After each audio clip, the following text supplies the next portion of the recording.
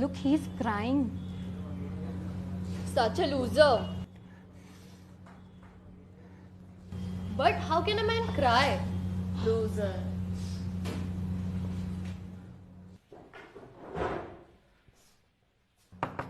Excuse me? I'm a loser, right? Why? मैं रो रहा हूं तो मैं मर्द नहीं हूं, और मर्द रो नहीं सकते, क्योंकि सदियों पहले अमिताभ बच्चन ने एक छोटी सी लाइन बोल दी थी कि मर्द को दर्द नहीं होता। या ये 125 करोड़ में से 150 करोड़ अखंड शुद्ध लोग ये मानते हैं कि रोना औरतों का काम है, तो मर्द क्यों रोएगा? और अगर मर्द बेचारा रो देना तो ये नेटफ्लिक्स और अमेज़न से ज्यादा एंटरटेनमेंट इस बात से मिल जाएगा लोगों को, उसकी मर्दानगी पर जज करने का मौका मिल जाएगा ना उन्हें। एक बात बताओ, क्यों ना रो मैं?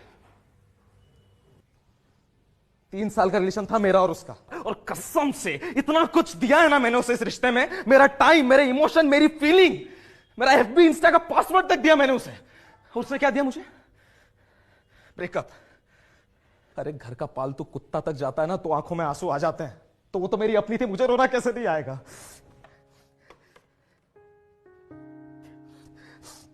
अटैचमेंट नाम की चीज होती है यार लड़कों में भी, सेक्स नहीं भरा होता है बस इसलिए आ जाते हैं आंसू।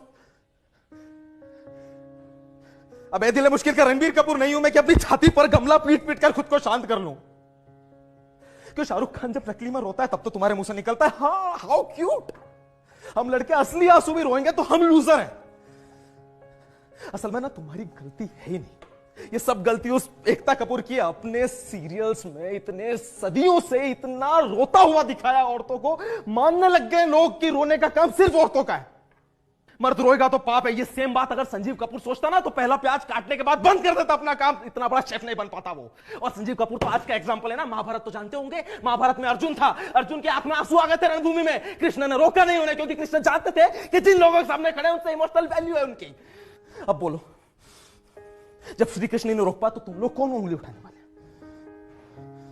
जब लड़कियां रोती है तो देखो बेचारी, अरे रे बेचारी लड़की रो रही है, और जब उसी की जगह लड़का रोता है तो देखो लड़की की तरह रो रहा है। किसने लिखा कि सिर्फ लड़कियां रो सकती हैं? वेद व्यास लिख के गए थे, तुलसीदास लिख के गए थे? बताओ यार, तुम्हें पता है लड़कों की रोने की शुरुआत कैसे होती है?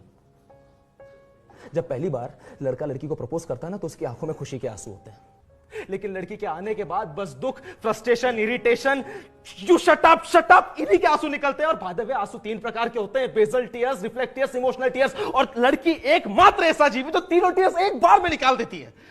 अच्छी खासी नॉर्मल लाइफ को एबनॉर्मल बना के चली जाती है लड़की, और आपको पता भी नहीं चलता।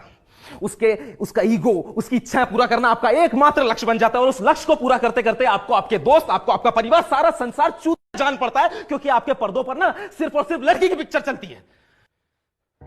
लड़की आपकी लाइफ में हो वो आपकी पर्सनल प्रॉब्लम है, लेकिन लड़की आपकी लाइफ में ना हो ना ये सोसाइटी की प्रॉब्लम है। लड़की आपकी लाइफ में ना हो तो नल्ला है, लड़की हो क्या तो नल्ला है। कर लिया, शादी की बात नहीं करी, नल्ला है ये तो। शादी की बात कर ली, बाप को नहीं जाने किस बात की तकलीफ हुई, नल्ला ही है। बैंक में इन चूत को प्रूव करने के लिए आए हो क्या इस दुनिया में? क्यों ना रो? जब आदमी पैदा हुआ तो रोते हुए आता है, उसके बाद जब बड़ा होता है तो मां की गोद में जाने के लिए रोता है, फिर चॉकलेट के लिए रोता है, खिलौनों के लिए रोता है, स्कूल में टीचर की डांट पीटती है तो रोता है, बाप की मार से रोता है, कॉलेज में लड़कियों के लिए रोता है, बॉडी बनाने के लिए रोता है। लड़की मिल गई तो जिंदगी भर रोएगा। शादी के पहले रोएगा, शादी के बाद रोएगा, बच्चा पैदा होने के बाद रोएगा, बुढ़ापे में रोएगा, बीमारी से रोएगा, मरने के पहले भी रोएगा, मरने के बाद दूसरों को रोता हुआ छोड़ता जाएगा। जब पूरा रोना रोने का ही है तो क्यों ना रो मैं? क्या गलती करी यार मैंने रोके? बस रोऊंगा मैं, पूरा रोऊंगा, दिल खोल के रोऊंगा यार, धुआंधार रोऊंगा, बस रोऊंगा मैं।